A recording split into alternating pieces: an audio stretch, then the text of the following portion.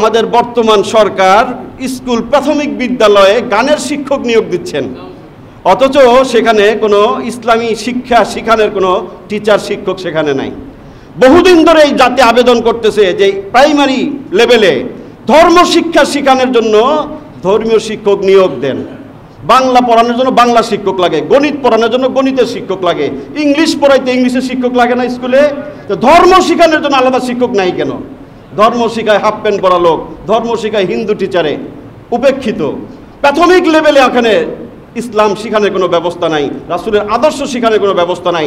এখন জোরালো আবেদন উঠেছে, দাবি উঠেছে প্রাথমিক পর্যায়ে প্রাথমিক বিদ্যালয়ে ধর্ম শিক্ষা শিখানোর জন্য, পড়ানোর জন্য ধর্মীয় শিক্ষক অবশ্যই নিয়োগ দিতে হবে। ঠিক কিনা বলেন? দিতে হবে, আপনাদের সময় দিয়ে যেতে হবে, এটা জন আকাঙ্ক্ষা। আরে গানের শিক্ষক নিয়োগ দিতে পারেন, সারে গামা পাদা নিশা শিখায়, সেটার শিক্ষক আপনারা নিয়োগ দিতে পারেন, ধর্মীয় শিক্ষক আপনারা কেন নিয়োগ দিবেন না? এই জবাব আপনাদেরকে দিতেই হবে, দিতে হবে। এবং সেখানে যারা ধর্ম জানে সেরকম মৌলবীদেরকে নিয়োগ দিয়ে প্রাইমারি লেভেলে আমাদের কমলমতি সন্তানদেরকে ধর্ম শিক্ষার ব্যবস্থা করতে হবে। তিনি সর্বকালের সর্বযুগের সর্বশ্রেষ্ঠ মহামানব। পৃথিবীতে যত মানুষ এই পর্যন্ত এসেছে এবং কিয়ামত পর্যন্ত আরও যত মানুষ পৃথিবীতে আসবে, সকল মানুষের মধ্যে যে মানুষটা সর্বশ্রেষ্ঠ এবং সর্বোত্তম তিনি হচ্ছেন নবী মুহাম্মদুর রাসূলুল্লাহ সাল্লাল্লাহু আলাইহি ওয়াসাল্লাম। তার চেয়ে ভালো মানুষ, শ্রেষ্ঠ মানুষ, উত্তম মানুষ পৃথিবীতে আসে নাই, আসবেও না। তিনি একমাত্র ব্যক্তি যিনি পৃথিবীর সৃষ্টির জগতের সর্বশ্রেষ্ঠ সৃষ্টি, আল্লাহর সর্বশ্রেষ্ঠ মাখলুক, সর্বশ্রেষ্ঠ মানুষ, সৈয়দুল আম্বিয়া, সৈয়দুল মুরসালিন, সৈয়দুল কাউনাইন, খাতামুন নবিয়্যিন জনাব মুহাম্মদুর রাসূলুল্লাহ সাল্লাল্লাহু আলাইহি ওয়াসাল্লাম। সর্বশ্রেষ্ঠ মানুষকে আল্লাহ পাক পৃথিবীর সবচেয়ে নিকৃষ্টতম সময়ে, নিকৃষ্টতম জাতিদের ভিতরে আল্লাহ পাক তাকে প্রেরণ করেছেন। আমরা জানি যে আল্লাহ রাসূল সাল্লাল্লাহু আলাইহি ওয়াসাল্লাম যে সময়টা পৃথিবীতে তিনি তাশরিফ নিয়েছেন সেই সময়কে বলা হয় আইয়ামে জাহিলিয়াত, বর্বরতার যুগ, অন্ধকার যুগ। পাপ পঙ্কিলতায় যখন পৃথিবীটা ভরপুর ছিল, অন্যায়, অবিচার, জুলুম, নির্যাতন, সর্বপ্রকার পাপাচারে যখন পৃথিবীটা অন্ধকারাচ্ছন্ন ছিল, এমন এক যুগ সন্ধিক্ষণে পৃথিবীতে তাশরিফ রেখেছেন নবী মুহাম্মদুর রাসূলুল্লাহ সাল্লাল্লাহু আলাইহি ওয়াসাল্লাম। ওই সময়টার বর্ণনা পৃথিবীর ইতিহাসে বিভিন্নভাবে চিত্রায়িত হয়েছে যে কতটা জঘন্য ছিল সেই সময়টা। মানুষ পশুর চেয়ে নিচে নেমে গিয়েছিল, মানুষের মানবিক মূল্যবোধ, মানুষের মানবিক পরিচয় হারিয়ে ফেলেছিল, পশুত্বের কাতারে নেমে গেছিল। নিজেদের মাঝে পরস্পরের দ্বন্দ্ব, বিগ্রহ, মারামারি, কাটাকাটি, যুদ্ধ, এমন কোনো হীন কাজ নাই সে সময় যেটা হতো না। এই জন্যে বলা হয় আইয়ামে জাহিলিয়াত, অন্ধকারাচ্ছন্ন যুগ। তখন মানবতা ভুলণ্ঠিত ছিল, পৃথিবীতে কোনো মানুষের মর্যাদা ছিল না, কোনো মানুষের প্রতি মানুষের ইনসাফ ছিল না, জুলুম, নির্যাতন সেগুলোই তখন পৃথিবীর নিয়মে পরিণত হয়েছিল। এমন এক যুগ সন্ধিক্ষণে আল্লাহ পাক পৃথিবীর শ্রেষ্ঠ মানুষকে আল্লাহ পাক পাঠাইছেন, পৃথিবীর শ্রেষ্ঠ মানুষকে পাঠাইছেন। এর মাঝে অবশ্যই রহস্য আছে, হিকমত আছে। ভালো মানুষকে ভালো যুগে পাঠাবেন, ভালো মানুষের মাঝে পাঠাবেন, আমাদের সেন্সে এটাই আমরা মনে করি। কিন্তু আল্লাহ পাকের বিশেষ রহস্য, হিকমত যে তাকে শ্রেষ্ঠ মানুষকে নিকৃষ্ট মানুষদের মাঝে, নিকৃষ্ট সময়ের মাঝে পাঠিয়েছেন। পাঠিয়ে সেই মহামানব তার চরিত্র মাধুর্য দিয়ে, আখলাক দিয়ে, উত্তম আদর্শ দিয়ে তিনি পৃথিবীর চেহারা পরিবর্তন করেছেন। নিকৃষ্ট পৃথিবীর চেহারা, সবচেয়ে ভয়াবহতম পৃথিবীর চেহারাটাকে তিনি পরিবর্তন করে দিয়েছেন তার আখলাক, আদর্শ, উত্তম চরিত্র ইত্যাদি দিয়ে তিনি পৃথিবীর অবস্থা পরিবর্তন করেছেন, মানুষের অবস্থা পরিবর্তন করেছেন। সেই জাহান্নামের টুকরা পৃথিবীটাকে তিনি স্বর্গে রূপান্তর করেছেন তার আখলাক, চরিত্র, মাধুর্য দিয়ে।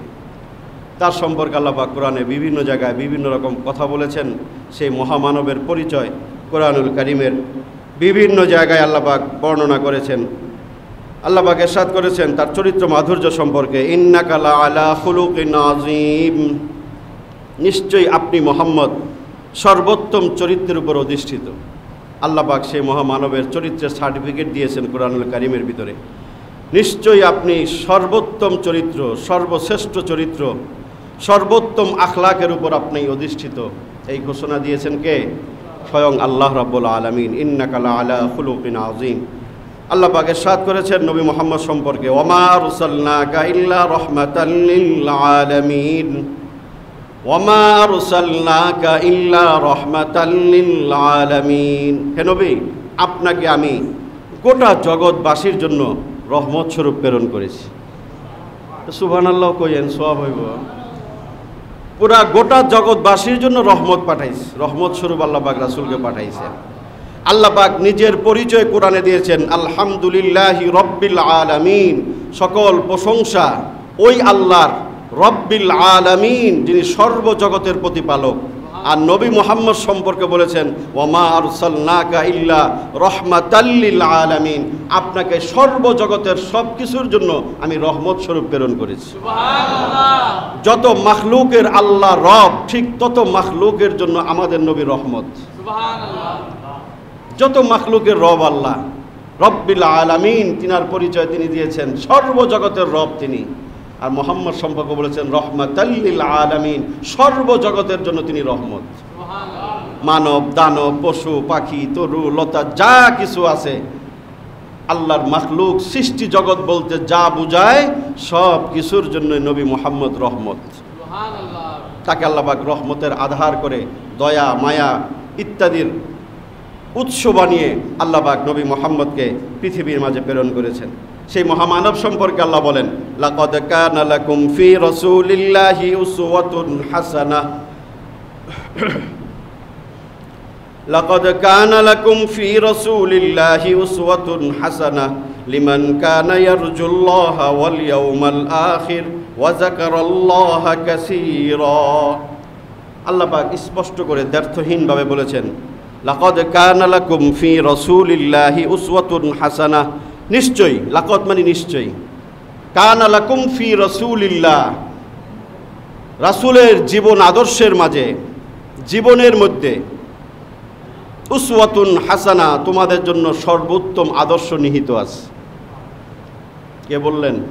আল্লাহ বললেন।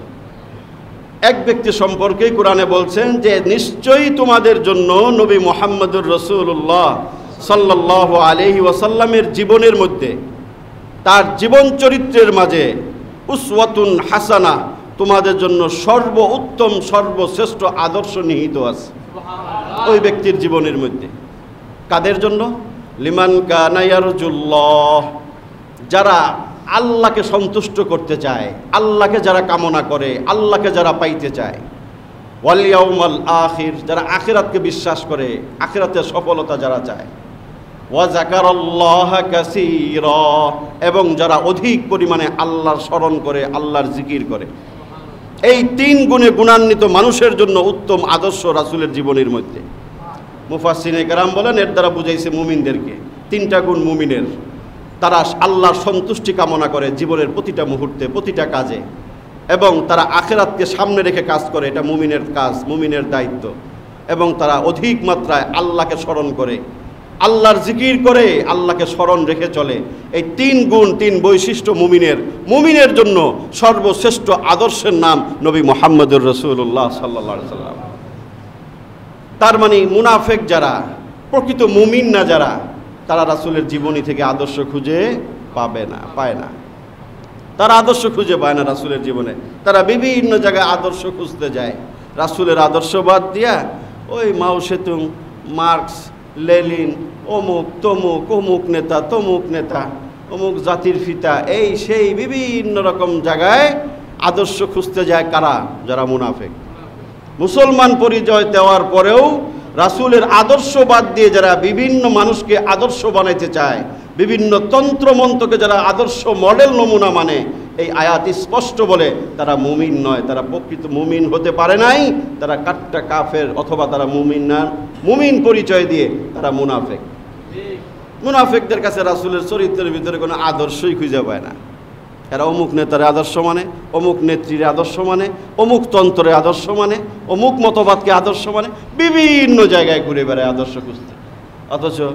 অথচ আল্লাহ পাক কোরআনে স্পষ্ট করে বলেছেন যে আমি পৃথিবীবাসীর জন্য সর্বোত্তম সর্বশ্রেষ্ঠ উত্তম আদর্শ মডেল নমুনা বানাইছি একমাত্র একজন ব্যক্তিকে, তিনি মুহাম্মদুর রাসূলুল্লাহ সাল্লাল্লাহু আলাইহি ওয়াসাল্লাম। তুমি যেই ধরনের আদর্শ খুঁজতে চাও, সব ধরনের আদর্শ পৃথিবীতে একটা মানুষের ভিতরে আল্লাহ পাক সন্নিবেশিত করেছেন, তিনি মুহাম্মদ। এই ধরনের সর্বপ্রকার সর্বশ্রেণীর মানুষের জন্য, সর্বযুগের সর্বকালের মানুষের জন্য আদর্শ আল্লাহ পাক কোনো মানুষের ভিতরে দেননি, একজনকেই দিয়েছেন। একজনের ভিতরেই সর্বযুগের ১৫০০ বছর আগে তার আদর্শ যেমন কালজয়ী ছিল, সকলের জন্য অনুসরণীয় অনুকরণীয় ছিল, আজকে ১৫০০ বছর চলে গেছে, সেই মানুষ পৃথিবী থেকে বিদায় নিয়েছে, তার আদর্শ আজও সেরকম কালজয়ী, আজও সেরকম সর্বোত্তম এবং সর্বশ্রেষ্ঠ হিসেবে পৃথিবীতে বিদ্যমান। এর চেয়ে ভালো আদর্শ আজ পর্যন্ত আর কেউ আনতে পারে নাই তো ১৫০০ বছরে, কিয়ামত পর্যন্ত পারবে না। সব শ্রেণী পেশার মানুষের আদর্শ তিনি, সকল বয়সের মানুষের আদর্শ তিনি, সকল পেশার মানুষের আদর্শ তিনি। জাতি ধর্ম বর্ণ নির্বিশেষে এমন কোনো ব্যক্তি মানুষ গোষ্ঠী নাই যাদের জন্য তিনি আদর্শ রেখে যান নাই। আপনি পিতা হলে আপনি পিতার জন্য আদর্শ রেখে গেছেন, সন্তান হলে সন্তানের আদর্শ রেখে গেছেন, আপনি যদি ব্যবসায়ী হন ব্যবসায়ীর আদর্শ রেখেছেন, আপনি যদি স্বামী হন স্বামীর আদর্শ আছে, ভাই হলে ভাইয়ের আদর্শ, আপনি যদি রাজনীতিবিদ হন আপনার জন্য আদর্শ আছে, আপনি যদি সমরবিদ হন সেনাপতি হন আপনার জন্য আদর্শ আছে, যদি রাষ্ট্রনায়ক হন আপনি কিভাবে রাষ্ট্রনায়ক হবেন, একজন রাষ্ট্রনায়কের কি আদর্শ কি চরিত্র হওয়া দরকার সেটাও তিনি দেখিয়ে গেছেন পৃথিবীবাসী।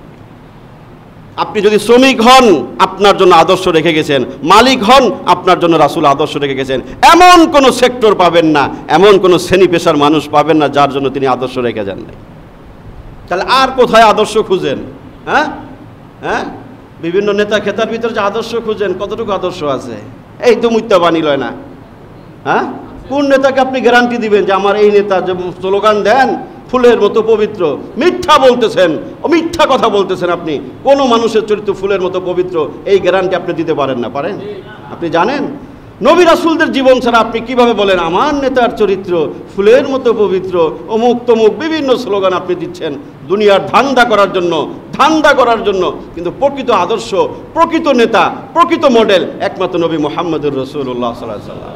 রাজনীতি করবেন, রাসূলের রাজনীতির জীবনটা খুলে দেখেন, তিনি কিভাবে রাষ্ট্র পরিচালনা করছেন, কিভাবে মদিনার কল্যাণময় রাষ্ট্র তিনি প্রতিষ্ঠা করেছেন, কিভাবে তিনি সমাজকে বিনির্মাণ করেছেন, সমাজকে পরিশুদ্ধ করেছেন, সব কিছু তার জীবনীর মাঝে আছে, সব কিছু তার জীবন চরিত্রের মাঝে আছে। মুসলমান আমরা কয়টা নবীজির জীবনী পড়েছেন জিজ্ঞাসা করলে কি উত্তর দিবেন? নাই, পড়বো কোথায়? স্কুলে পড়ায় না, কলেজে পড়ায় না, ভার্সিটিতে পড়ায় না, আর পড়বেন কই? যেই মানুষকে আল্লাহ পাক আমাদের জন্য মডেল বানাইলেন, আদর্শ বানাইলেন, সর্বোত্তম চরিত্রের অধিকারী, কোরআনে আরও কত কত আয়াতের মাঝে আল্লাহ পাক যেই ব্যক্তির কথা বলেছেন, যার আদর্শ ধারণ করার কথা বলেছেন, তার আদর্শই আপনি পড়লেন না, জানলেন না, মানবেন কিভাবে? 12 রবিউল আউয়ালে লাফালাফি কুদাকুদি করেন, এশকে রাসূল দেখান, আশেকে রাসূল সাজবার চেষ্টা করেন, এগুলো ভণ্ডামি। রাসূলের জীবনী কয়টা পড়ছেন? কতটুকু পড়ছেন? এই মহামানবের জীবনী, কত নেতার জীবনী পড়েন, অসমাপ্ত আত্মজীবনী পড়েন, কত কিছু পড়েন, কোনো দিন আপনার ভিতরে আসে নাই আমি যেই মহামানবের উম্মত, যার আদর্শে আমি অনুপ্রাণিত হওয়া আমার দরকার, যার আদর্শ আমার জীবনের মাইল ফলক হওয়া দরকার, যার সুপারিশ আমাকে জান্নাতে যেতে হবে, যে প্রতিটা আমার জীবনের প্রতিটা মুহূর্তের যিনি আমার মডেল, আমি তার জীবনী সম্পর্কে কিছুই জানি না। তার শৈশব কেমন ছিল, জন্মের সময় অবস্থা কেমন ছিল, কৈশোর কেমন ছিল, যৌবন কেমন ছিল, পৌরত্ব কেমন ছিল, কিছুই জানি না। আর জানি না মোহাম্মদ, পিতার নাম জিগাইলে কেউ জানবো, হয়তো আব্দুল্লাহ, মা আমেনা, এই 2-4 শব্দ ভাষা মক্কায় জন্ম নিছে। এই মানুষটার পূর্ণাঙ্গ জীবনী 100 জন মুসলমানের ভিতরে জরিপ চালাইলে 95 জনই জানে না, বা তার চেয়েও বেশি হইতে পারে। খালি নাম, দাদার নাম, বাপের নাম জানে, রওজা শরীফ মদিনায় এতটুকু জানে। কি করছে, তার জীবনটা কেমন ছিল, কিশোর অবস্থায় সে কি করছে, যুবক অবস্থায় তার জীবনটা কেমন ছিল, ওইখানে কি আদর্শ তিনি রেখে গেছেন, এগুলো আমরা পড়ি না। আমার সন্তানদেরকে আমরা পড়াই না। কত রকম সন্তানকে আমরা কার্টুনের বই, গল্পের বই, ভূত পেতনির গল্পের বই, জিন পরীর গল্পের বই, বিভিন্ন রকম রূপ কথা বানানো কাল্পনিক কিচ্ছা কাহিনীর বই আমরা কিনে দেই সন্তানকে, কিন্তু নবীদের জীবনী কখনো আমরা সন্তানের হাতে তুলে দিই। আপনার সন্তানও জানে না যে আমাদের নবীর আদর্শ কি, তার চরিত্র কেমন ছিল, তিনি কেমন মানুষ ছিলেন, কি আদর্শ আমাদের জন্য তিনি রেখে গেছেন, আমরা বলতে পারি। চিন্তা করেন মুসলমান, সেই মহামানবের জীবনী আমাদের জন্য জানা দরকার, সেখান থেকে আমাদের শিক্ষা নিয়ে জীবন চলা দরকার। সেটার জন্য আল্লাহ পাক তাকে পাঠাইছে। এই মানুষটাকে কেন পৃথিবীতে পাঠাইছেন? নবীদেরকে পাঠাইছেন উম্মতের মডেল হিসাবে, নমুনা হিসাবে। উম্মত তাকে দেখে ফলো করবে, তার আদর্শে উম্মত আদর্শবান হবে, তার চরিত্রে চরিত্রবান হবে। এই জন্যই তো পৃথিবীতে আল্লাহ পাক লক্ষাধিক পয়গম্বর পৃথিবীতে পাঠাইছে। সেই পয়গম্বরদের বিশাল কাফেলার যিনি দলপতি, যিনি সেনাপতি, যিনি বিশ্বসভার সভাপতি, সকল নবীদের যিনি সর্দার, তিনি হচ্ছেন আমার আপনার নবী মুহাম্মদুর রাসূলুল্লাহ সাল্লাল্লাহু আলাইহি ওয়াসাল্লাম। আল্লাহ পাক সেই মহামানব সম্পর্কে বলেছেন, মা আতাকুমুর রাসূলু ফাখুযুহু ওয়া মা নাহাকুম আনহু ফান্তাহু। মা আতাকুমুর রাসূল ফাখুযুহু, রাসূল তোমাদের জন্য যা নিয়ে এসেছে, যে আদর্শ রেখে গেছে, ফাখুযুহু, সেটা তোমরা ভালো করে ধরো। কোরআনের আয়াত, মা আতাকুমুর রাসূলু ফাখুযুহু ওয়া মা নাহাকুম আনহু ফান্তাহু। এবং তিনি যা তোমাদেরকে নিষেধ করেছেন, বারণ করেছেন, বর্জন করতে বলেছেন, সেগুলো তোমরা পরিত্যাগ করো। আল্লাহ পাক কোরআনে আরো বলেন, ইয়া আইয়ুহাল্লাযীনা আমানু ইয়া আইয়ুহাল্লাযীনা আমানু আতিউল্লাহ ওয়া আতিউর রাসূল ওয়া উলিল আমরি মিনকুম। স্পষ্ট নির্দেশ, হে রাসূল, ইয়া আইয়ুহাল্লাযীনা আমানু, হে মুমিনরা, তোমাদেরকে বলছি, আতিউল্লাহ, আল্লাহর অনুসরণ করো, ওয়া আতিউর রাসূল, এরপরে আল্লাহর পরে আর একজনের অনুসরণ করবা, তিনি হচ্ছেন নবী মুহাম্মদুর রাসূলুল্লাহ সাল্লাল্লাহু আলাইহি ওয়াসাল্লাম। আতিউল্লাহ ওয়া আতিউর রাসূল ওয়া উলিল আমরি মিনকুম, তোমাদের মাঝে যারা জ্ঞানী গুণী, তারা যদি কোরআন সুন্নাহ মোতাবেক কোনো কথা তোমাদেরকে বলে, আদেশ করে, সেটা তোমরা মানবা। আরেক জায়গায় বলেন, ওয়া আতিউল্লাহ ওয়া রাসূলাহু ইন কুনতুম মুমিনিন, আল্লাহর অনুসরণ করো, আল্লাহর ইতাআত করো, রাসূলের ইতাআত করো। ইন কুনতুম মুমিনিন, যদি তোমরা মুমিন হও, যদি মুমিন পরিচয় দাও, তাহলে আল্লাহ এবং তার রাসূলের অনুসরণ, ইতাআত তোমাদেরকে করতেই হবে। আরেক জায়গায় আল্লাহ পাক বলেন, মাইয়ুতির রাসূলা ফাকাদ আতা আল্লাহ, যেই ব্যক্তি রাসূলের অনুসরণ করলো, অনুকরণ করলো, ফাকাদ আতা আল্লাহ, সে যেন আল্লাহরই অনুসরণ করলো। রাসূলের পূর্ণাঙ্গ অনুসরণ মানে আল্লাহর অনুসরণ। আল্লাহ পাক কোরআনে ঘোষণা দিয়ে দিয়েছে যে আমারে ভিন্ন করে মানার কিছু নাই। রাসূলের জীবনী, রাসূলের আদর্শ, ওটাই আমার আদেশ, ওটাই আমার নিষেধ, ওটাই আমার ইতাআত। স্পষ্ট করে আল্লাহ বলছেন, মাইয়ুতির রাসূল ফাকাদ আতা আল্লাহ, যে ব্যক্তি রাসূলের ইতাআত করলো, সে যেন আমি আল্লাহরই ইতাআত করলো। সুবহানাল্লাহ। ওয়া মাইয়ুতিল্লাহ ওয়া রাসূলাহু ফাকাদ ফাযা ফাওজান আযীমা। আরেক আয়াতে বলছেন, যে ব্যক্তি আল্লাহ এবং তার রাসূলের ইতাআত করবে, অনুসরণ করবে, ফাকাদ ফাযা ফাওজান আযীমা, সে মহা সফলতা অর্জন করলো। সুবহানাল্লাহ। সফলতা চান দুনিয়া আখিরাতে, রাসূলের অনুসরণ করেন। কোরআন আল্লাহ পাক আমাদেরকে নির্দেশ দিয়েছেন, রাসূলের অনুসরণ করো, তোমার দুনিয়া আখিরাতের সফলতা তোমার পদচুম্বন করবে। অন্য কোনো পথে তুমি সফলতা কখনোই তুমি খুঁজে পাবে না। ইরশাদ করেছেন আল্লাহ পাক আরো, কুল ইন কুনতুম তুহিব্বুনাল্লাহ ফাত্তাবিউনি ইউহিব্বুকুমুল্লাহ ওয়া ইয়াগফির লাকুম যুনুবাকুম ওয়াল্লাহু গফুরুর রহিম। কুল ইন কুনতুম তুহিব্বুনাল্লাহ, আল্লাহ বলেন, হে নবী আপনি বলুন, ইন কুনতুম তুহিব্বুনাল্লাহ, যদি তোমরা আল্লাহকে ভালোবাসতে চাও, ফাত্তাবিউনি, হে নবী আপনার কণ্ঠে আপনি বলুন, ফাত্তাবিউনি, আল্লাহকে ভালোবাসতে চাইলে একমাত্র মাধ্যম হচ্ছে আমি নবী মুহাম্মদের ইতাআত করবা, অনুসরণ করবা। রাসূলকে অনুসরণ আর অনুকরণের মধ্য দিয়ে আল্লাহকে ভালোবাসা যায়, এছাড়া বিকল্প কোনো পথ নাই আল্লাহকে ভালোবাসার। এই আয়াত আল্লাহ পাক স্পষ্ট বলছেন।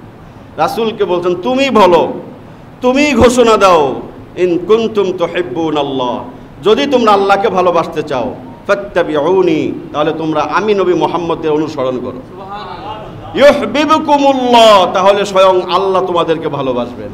ওয়া ইয়াগফির লাকুম যুনুবাকুম, তোমাদের পাপসমূহ আল্লাহ মোচন করে দিবেন। আল্লাহু গফুরুর রহিম। আল্লাহ পাক আরো পরিচয় দিয়েছেন রাসূলের, ইয়া আইয়ুহান নাবিয়্যু ইন্না আরসালনাকা শাহিদান ওয়া মুবাশশিরান ওয়া নাযীরা ওয়া দাঈয়ান ইলাল্লাহি বিইذনিহি ওয়া সিরাজাম মুনীরা।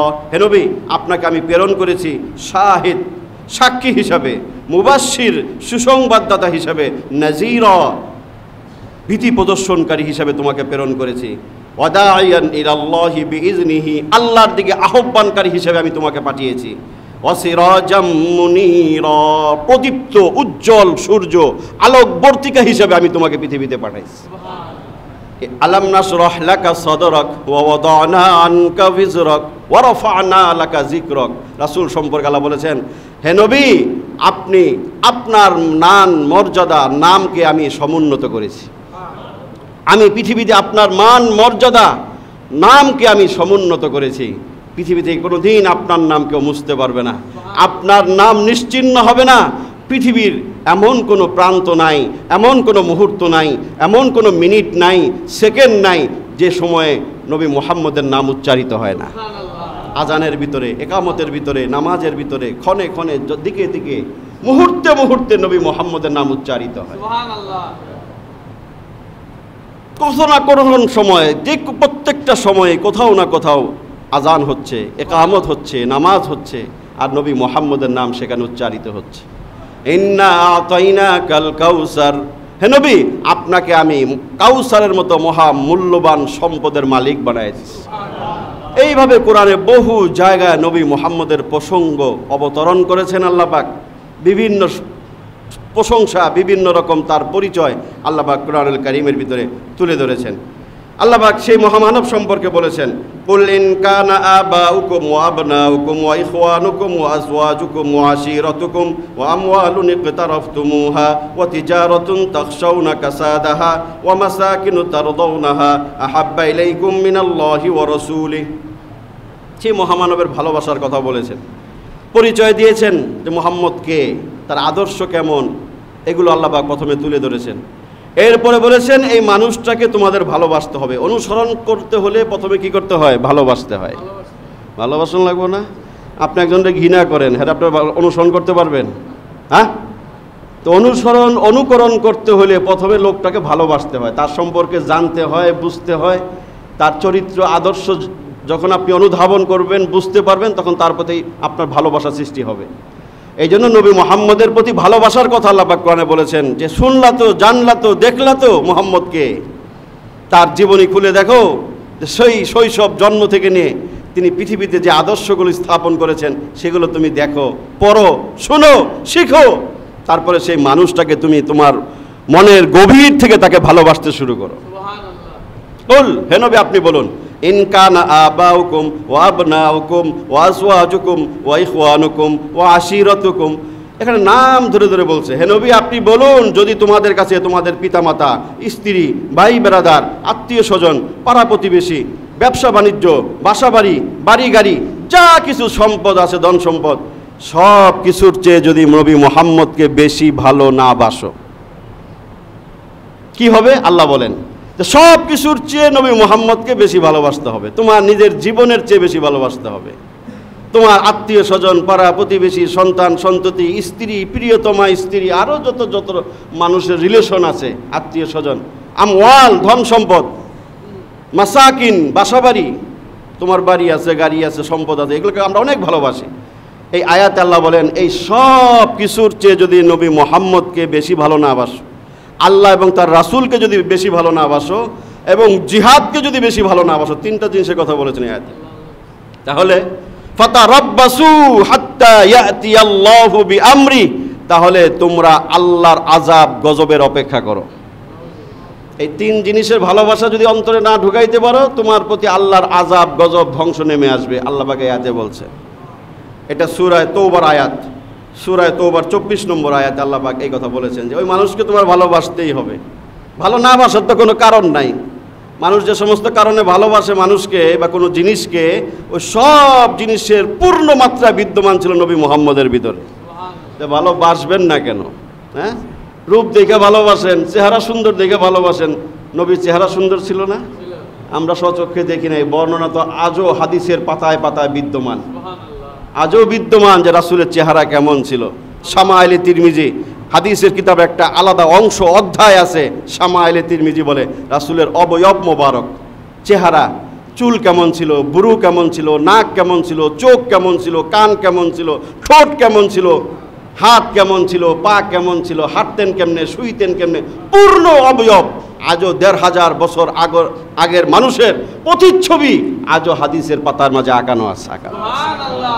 ওই মানুষের মূর্তি নাই, ছবি নাই, কিন্তু তার যে চিত্র যেভাবে আজও সংরক্ষিত, পৃথিবীর কোনো মানুষের অবয়ব আকৃতি এই আজ পর্যন্ত এইভাবে কোনো মানুষের সংরক্ষণ নাই। আছে? এই যে কত নেতার নামে স্লোগান দেন, কইতে পারবেন নেতার নাক কয় হাত, হ্যাঁ, নেতার চোখ কেমন, কি কইতে পারবেন কিছু? হ্যাঁ, কত ছবি মূর্তি তো বানাইলেন, কিন্তু ওই মানুষের কোনো মূর্তি নাই, ছবি নাই, কিন্তু মানুষের অন্তরে এইভাবে অঙ্কিত করেছেন আল্লাহ পাক, কিয়ামত পর্যন্ত ওই মানুষের ছবি থাকবে না, মূর্তি থাকবে না, কিন্তু তার আকার আকৃতি অবয়ব আদর্শ আখলাক মানুষ তার অন্তরে ধারণ করবে। অন্তরে ধারণ করবে। লক্ষ কোটি মানুষ পৃথিবীতে আছে এবং থাকবে কিয়ামত পর্যন্ত, যে এই মানুষটাকে জীবন থেকে নিজের জীবনের চেয়েও বেশি ভালোবাসবে। এটা ঈমানের অংশ, ঈমানের অবিচ্ছেদ্য অংশ। রাসূল নিজেও বুখারীর হাদিসে বলেছেন, ফাওয়াল্লাযী নাফসি বিয়াদি লা ইউমিনু আহাদুকুম হাত্তা আকুনা হাব্বা ইলাইহি মিন ওয়ালিদিহি ওয়া ওয়ালাদিহি ওয়ান নাসি আজমাইন।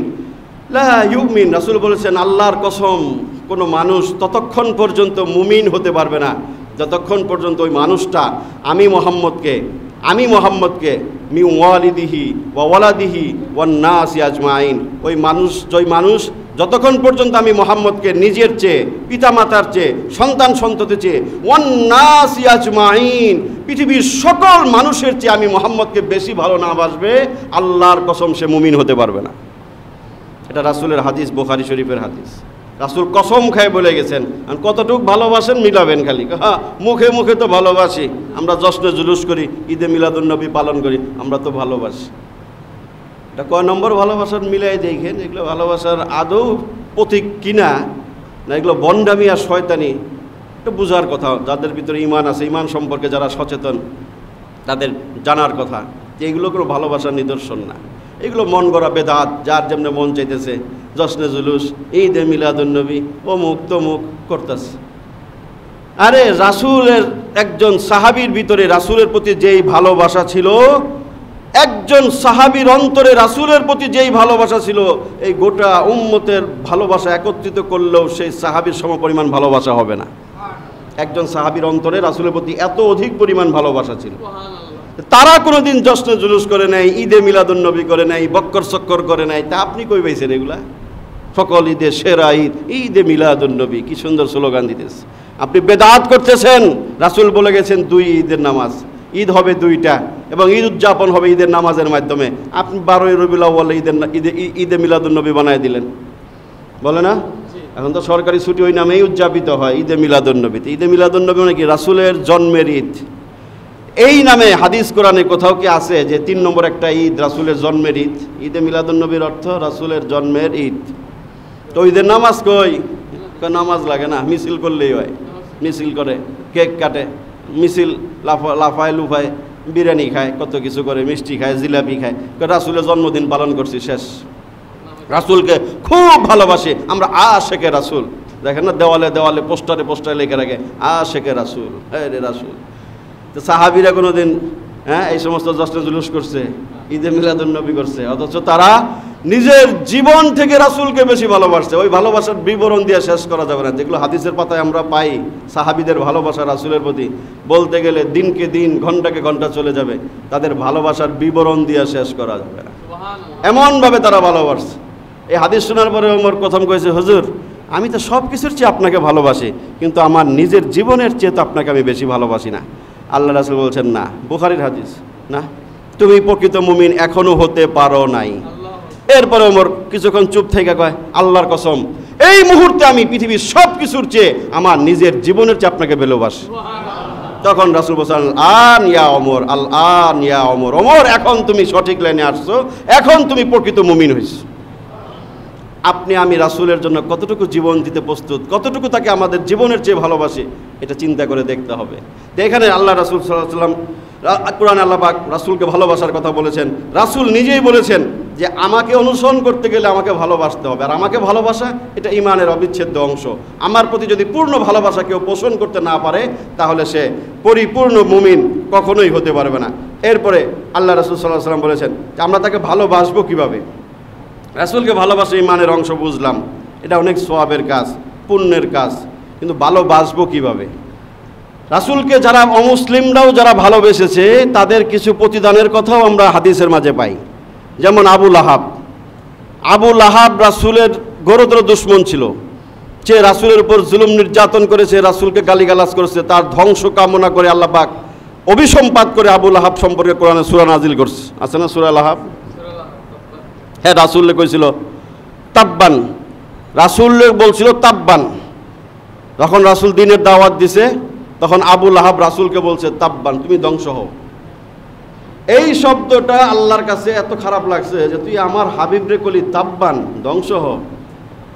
আল্লাহ পাক রাসূলের উপর সূরা নাজিল করছে সূরা লাহাব, ওখানে বলছেন তাব্বাত ইয়াদা আবি লাহাব, তুই রাসূলরে কইছস ধ্বংস হ, আমি বললাম ইয়াদা আবি লাহাব, আবু লাহাবের দুই হাত, তার অস্তিত্ব, তার সারা শরীর ধ্বংস হবে। আল্লাহ অভিসম্পাত করলেন তাব্বাত ইয়াদা আবি লাহাব ওয়া তাব, সে ধ্বংস হবেই। মা আগনা আনহু মালুহু ওয়া মা কাসাব, তার ধন সম্পদ সন্তান সন্ততি কোনো কিছুই তাকে বাঁচাইতে পারবে না। তারপর তার স্ত্রীর সমালোচনা করা হয়েছে, স্ত্রীও ছিল সহযোগী, রাসূলের ঘোরতর দুশমন। এই মানুষটাকেও রাসূলের প্রতি ক্ষণিকের ভালোবাসার জন্য আল্লাহ পাক তাকেও পুরস্কার দিব একটা। বুখারী শরীফের বর্ণনা, এই লোক যখন মারা গেছে আবু লাহাব, তার আত্মীয় স্বজন স্বপ্ন দেখছে, দেখার পর জিজ্ঞেস কি অবস্থা, কেমন আছো তুমি? কার কইও না, খুব কষ্টে আছি। তবে এই মানুষটা যখন রাসূলের জন্মের সংবাদ শুনছে, বুখারীতে আছে, ওই সময় এই সংবাদটা দিছে সুয়াইবা নামক তার একটা বান্দি ছিল। হে আইসা কইছে, হে আপনার তো ভাতিজা হয়েছে। খুশির ঠেলায় হ্যাঁ কইছে, যা তুই আজাদ। বান্দি যখন সুসংবাদ নিয়ে আইছে, এই সুসংবাদ শুই না, রাসূলের জন্মর সুসংবাদ শুই না, সে খুশি হয়ে আবু লাহাব বলছে তুই আজাদ, যা, তোর আমি মুক্ত করে দিলাম, আজাদ করে দিলাম। এইটার কারণে ওই মরার পরে বুখারীর বর্ণনা যে আবু লাহাব কয়, ওই যে আমি একটু ভালো কাজ করছিলাম, মুহাম্মদের জন্ম সংবাদ শুনে আমি খুশি আনন্দিত হয়েছিলাম এবং আমার একটা দাসীকে আমি আজাদ করেছিলাম, এই জন্য আমি জাহান্নামের কষ্টের মধ্যেও কিছু পানি পাই। বুখারীতে আসছে পানি, কিছু মাঝে মধ্যে আর পানি দেওয়া হয়, শুধুমাত্র রাসূলের প্রতি ওইটুক ভালোবাসার কারণে। চাচা আবু তালেব রাসূলকে সারা জীবন আগলে রেখেছেন, কিন্তু ইসলাম গ্রহণ করেন নাই, রাসূলকে পছন্দ করতেন, ভালোবাসতেন, কিন্তু তার ধর্ম আদর্শ তিনি ধারণ করেন নাই, গ্রহণ করেন নাই। হাদিসের মাঝে আসছে জাহান্নামের সর্বনিম্ন শাস্তি যে মানুষের হবে সে রাসূলের চাচা আবু তালেব, তাকে 2টা আগুনের জুতা পরানো হবে। এটাও বুখারীর বর্ণনা, এগুলো হাদিসের বর্ণনা। 2টা আগুনের জুতা পরায় দিবে খালি, এটা জাহান্নামের সর্বনিম্ন শাস্তি। ওইটার কারণে তার মাথার মগজ টকবক করে ফুটবে, এই কথা রাসূল হাদিসে বলে গেছে। রাসূলের প্রতি ভালোবাসা, এটার মূল্য আছে। তবে ঈমানের সাথে সঠিক পন্থায় যেভাবে রাসূলকে ভালোবাসতে রাসূল আমাদেরকে বলেছেন, যেভাবে সেইভাবে যদি কেউ ভালোবাসে সেটা তার জন্য দুনিয়া আখিরাতে ফলপ্রসূ হবে, কল্যাণজনক হবে। এরা বাসছে ঈমান ছাড়া, এই জন্য তারপরেও এদেরকে কিছু না কিছু বেনিফিট তারা পাচ্ছে। আর রাসূলকে ভালোবাসার পূর্ণাঙ্গভাবে সঠিক পন্থায় ভালোবাসার নমুনা রাসূল আমাদেরকে বলেছেন। কোরআনে আল্লাহ পাক আমাদেরকে বলেছেন যে রাসূলকে তোমরা কিভাবে ভালোবাসবা আর কিভাবে তাকে অনুসরণ করবা, যেই পন্থার কথা রাসূল এবং কোরআনে আমাদেরকে আল্লাহ বলেছেন, সেই পন্থায় যদি আমরা রাসূলকে ভালোবাসতে পারি তাহলেই রাসূলকে প্রকৃত ভালোবাসা হবে এবং সেটার কারণে আমি আপনি পরকালে এবং দুনিয়াতে তার বেনিফিট আমরা অর্জন করতে পারবো ইনশাআল্লাহ। রাসূল বলেছেন আহিব্বুল্লাহ, তোমরা আল্লাহকে ভালোবাসো, ওয়া আহিব্বুনি ফিল্লাহ ওয়া আহিব্বুনি ইউহিব্বুল্লাহ বিহুব্বিল্লাহ, তোমরা আল্লাহকে ভালোবাসো এবং তোমরা আমাকে ভালোবাসো আল্লাহর ভালোবাসায়, অর্থাৎ আল্লাহর নির্দেশিত পন্থায় তোমরা আমি নবী মুহাম্মদকে ভালোবাসো। ওয়া আহিব্বু আহলা বাইতি বিহুব্বি, এবং আমার পরিবারকে ভালোবাসো আমার ভালোবাসায়। তিরমিজি শরীফের হাদিস। এখানে আল্লাহ রাসূল স্পষ্ট করে বলেছেন তোমরা প্রথমে আল্লাহকে ভালোবাসো এবং আমাকে ভালোবাসবা আল্লাহর ভালোবাসায়, অর্থাৎ আল্লাহকে ভালোবাসা বাদ দিয়ে না, আল্লাহর উপরে না, আল্লাহর সমকক্ষ ভালোবাসা না, আল্লাহর ভালোবাসা 1 নম্বরে হবে। 2 নম্বরে রাসূল বলছেন আমাকে ভালোবাসবা বিহুব্বিল্লাহ, আল্লাহর ভালোবাসায়। এরপরে বলেছেন আমার পরিবারকে ভালোবাসবা আমার ভালোবাসায়। আমাকে যেভাবে ভালোবাসার যে সঠিক পদ্ধতি পন্থা, সেই সঠিক পদ্ধতি পন্থায় আমার পরিবার পরিজনদেরকে তোমরা ভালোবাসবা।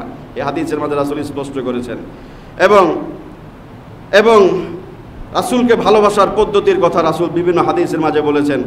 এক হাদিস আল্লাহ রাসূল সাল্লাল্লাহু আলাইহি ওয়াসাল্লাম বলেছেন, মান আহইয়া সুন্নতি ফাকাদ আহাব্বানি ওয়া মান আহাব্বানি কানা মাই ফিল জান্নাহ। তিরমিজি শরীফের 2602 নম্বর হাদিস। রাসূল বলেন যে ব্যক্তি আমার সুন্নতকে ভালোবাসলো, শুনেন রাসূলকে ভালোবাসার একমাত্র পন্থা পদ্ধতি, রাসূল বলছেন মান আহইয়া সুন্নতি, যে আমার সুন্নতকে রেখে যাওয়া আদর্শকে যারা ধারণ করলো, লালন করলো, আঁকড়ে ধরলো, অনুসরণ করলো, মান আহইয়া সুন্নতি ফাকাদ আহাব্বানি, সেজন্য আমি নবী মুহাম্মদকে স্বয়ং ভালোবাসলো। সুবহানাল্লাহ। রাসূলকে ভালোবাসার একমাত্র মাধ্যম তার সুন্নত, রেখে যাওয়া কালজয়ী আদর্শকে ধারণ করা, ভালোবাসা এবং সেটাকে অনুসরণ করা, বাস্তবায়ন করা, এটা রাসূলকে ভালোবাসার একমাত্র মাধ্যম। আপনার আমার ভিতরে কতটুকু রাসূলের অনুসরণ আছে, তার আদর্শ আছে, সেটা দেখলেই বোঝা যাবে যে আপনি রাসূলের কয় নম্বর ভালোবাসার মানুষ। হ্যাঁ, আপনি রাসূলকে ভালোবাসেন মুখে বলেন, অথচ রাসূলের আদর্শ সুন্নাহ আপনার সুরতের ভিতরে নাই, সিরাতের ভিতরে নাই, তাহলে আপনি রাসূলকে ভালোবাসার দাবি মিথ্যা দাবি। সুরত সিরাত, বাহ্যিক এবং ভিতর, দুইটা যখন আপনি রাসূলের আদর্শে যখন আপনি সাজাবেন, রাসূলের আদর্শের রঙে যখন রাঙাবেন, তখন আপনি প্রকৃত আশিকে রাসূল, রাসূলের প্রকৃত অনুসারী আপনি। আগে নিজের সুরতটাকে সাজান, সুরত মানে বাহ্যিক। রাসূল বাহ্যিক সুরতটা কেমন ছিল, রাসূলের বাহ্যিক সুরতে কি কি আদর্শ, কি কি সুন্নাহ ছিল, সেগুলো আপনি ধারণ করবেন, লালন করবেন। এবং রাসূলের ভিতর আভ্যন্তরীণ রাসূলের আখলাক চরিত্র যে সৌন্দর্যতা রাসূল রেখে গেছেন, যেটাকে সিরাত বলে, সিরাতুন নবী বলে, সেটা নিজের ভিতরে ধারণ করা, সে সুন্নতের পরিপূর্ণ অনুসারী হওয়া, এটাই রাসূলের অনুসরণের একমাত্র পথ এবং মাধ্যম। ভিন্ন কোনো পথ আর মাধ্যম রাসূল রেখে যান নাই। আপনি যত রাসূলের সুন্নতের অনুসারী হবেন, তত বেশি আপনি রাসূলকে ভালোবাসলেন, সুবহানাল্লাহ, সোজা হিসাব। আর যত কম বাসবেন, যত সুন্নতের অনুসরণ কম আপনার ভিতরে, তত আপনি রাসূলকে তত কম ভালোবাসলেন। এটা রাসূলের ভালোবাসার মাপার যন্ত্র এটাই। যত বেশি ভালোবাসবেন, দাবি করবেন, তত বেশি সুন্নতের অনুসারী হবেন। যত বেশি সুন্নতের অনুসারী আমরা হতে পারবো, আমরা রাসূলকে ততটাই ভালোবাসতে পারবো। এই হাদিসের মাঝে আল্লাহ রাসূল এই কথাই বলেছেন যে মান আহইয়া সুন্নতি ফাকাদ আহাব্বানি ওয়া মান আহাব্বানি কানা মাই ফিল জান্নাহ। আর যে ব্যক্তি আমার সুন্নতকে ভালোবাসে, আমি মুহাম্মদকে ভালোবাসলো, সে জান্নাতে আমার সাথে থাকবে। সুবহানাল্লাহ। সে জান্নাতে আপনার রাসূলের সাথে থাকবেন, আপনি আর কি চিন্তা? হ্যাঁ, জান্নাতে বা পরকালে হাসরের মাঠে যদি রাসূলের সাথে থাকতে পারেন ওই কাফেলায়, আর কোনো চিন্তার ডর ভয় আছে? হ্যাঁ, সব শেষ। তো এই রাসূল ঘোষণা দিয়ে গেছে যে সুন্নতে অনুসারী হন। কোথায় কি সুন্নত, একেবারে ঘুম থেকে উঠে আবার ঘুমানো পর্যন্ত সব জায়গায় রাসূলের সুন্নত আদর্শ আছে না? তিনি কেমনে ঘুমাইতেন, কেমনে উঠতেন, কেমনে ইস্তেনজা করতেন, কেমনে ওযু করতেন, কেমনে মসজিদে যাইতেন, কেমনে নামাজ পড়তেন, কেমনে ব্যবসা করতেন, কেমনে বাণিজ্য করতেন, কেমনে রাজনীতি করতেন, কেমনে সমাজ চালাইতেন, সব আছে না? সব জায়গায় সুন্নত আছে। মসজিদে কেমনে বসতেন, জামাটা কেমন পরতেন, মুখে কেমন দাড়ি রাখতেন, টুপিটা কেমনে লাগাইতেন, সব সুন্নত আছে। রাস্তাতে কেমনে হাঁটতেন, হ্যাঁ, স্ত্রীর সাথে কেমন আচরণ করতেন, প্রতিবেশীর সাথে কেমন আচরণ করতেন, সব আছে, সব আছে। এগুলো যখন আপনি ধরে ধরে গুনে গুনে যখন ফলো করবেন, মানবেন, তখন আপনি প্রকৃত আশিকে রাসূল, তখন আপনি সুন্নতে রাসূলের যথার্থ অনুসারী। আর কোনো কিছু দরকার নাই। এই হাদিসের মাঝে আল্লাহ রাসূল এই কথা আমাদেরকে বলেছেন। আরেক হাদিসে বলেছেন আলাইকুম বিসুন্নতি ওয়া সুন্নাতিল খুলাফাইর রাশিদিনাল মাহদিয়িন তামাসসাকু বিহা ওয়া আদ্দু আলাইহা বিন-নওয়াজিস। আল্লাহ রাসূল বলেন, এই তোমরা আমার সুন্নতকে আঁকড়ে ধরো, আমার খুলাফায়ে রাশিদিনের সুন্নতকে আঁকড়ে ধরো। এবং বলেছেন আদ্দু আলাইহা বিন-নওয়াজিস, মারির শক্ত দাঁত দিয়ে যেমন মানুষ আঁকড়ে ধরে, কামড়ায় ধরে, এইভাবে মজবুতির সাথে তাড়ায় ধরো। এবং সর্বপ্রকার মুহদাসাত, নতুন আবিষ্কৃত বিষয়, বেদাত থেকে বেঁচে থাকো। কুল্লা মুহদাসাতিন বিদআহ ওয়া কুল্লা বিদআতিন দালালা, সকল প্রকার বেদাতি গুমরাহ এবং সকল প্রকার গুমরাহির ঠিকানা হচ্ছে জাহান্নাম। আসুন ভাইয়েরা আমার, রাসূলের সুন্নতের অনুসারী হই। আল্লাহ রাসূল আরেক হাদিসে বলেছেন মান আকালা তাইয়িবান ওয়া আমিলা ফি সুন্নাতিন ওয়া আমিনান নাসু বাওয়াইকাহু দাখালাল জান্নাহ।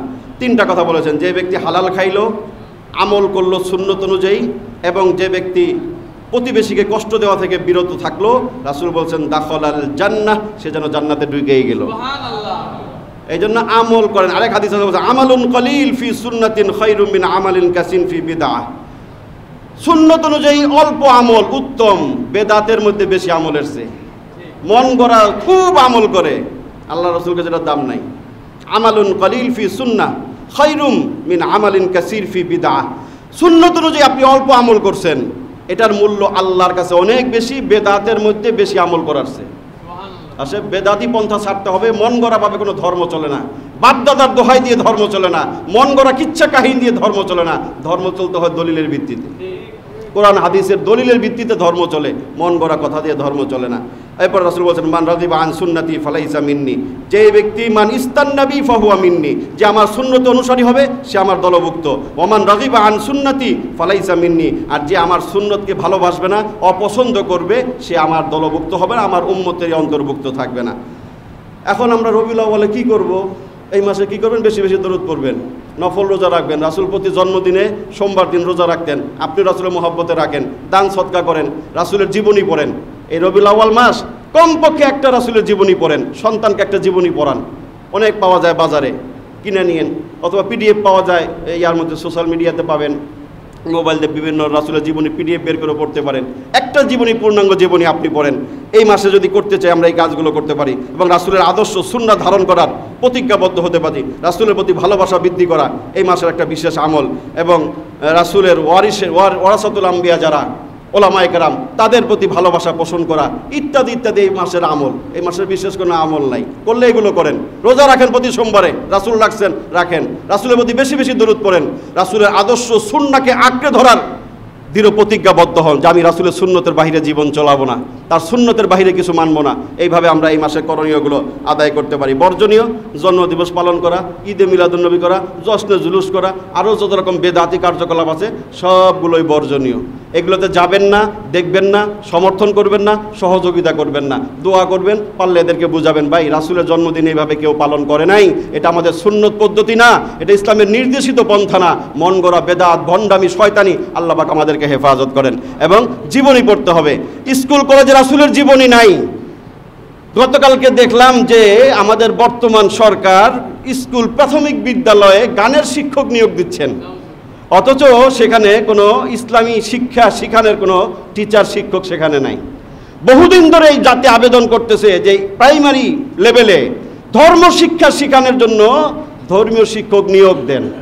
বাংলা পড়ানোর জন্য বাংলা শিক্ষক লাগে, গণিত পড়ানোর জন্য গণিতের শিক্ষক লাগে, ইংলিশ পড়াইতে ইংলিশের শিক্ষক লাগে না স্কুলে? তো ধর্ম শিখানোর জন্য আলাদা শিক্ষক নাই কেন? ধর্ম শিখায় হাফ প্যান্ট পরা লোক, ধর্ম শিখায় হিন্দু টিচারে উপেক্ষিত। প্রাথমিক লেভেলে এখানে ইসলাম শিখানোর কোনো ব্যবস্থা নাই, রাসূলের আদর্শ শিখানোর কোনো ব্যবস্থা নাই।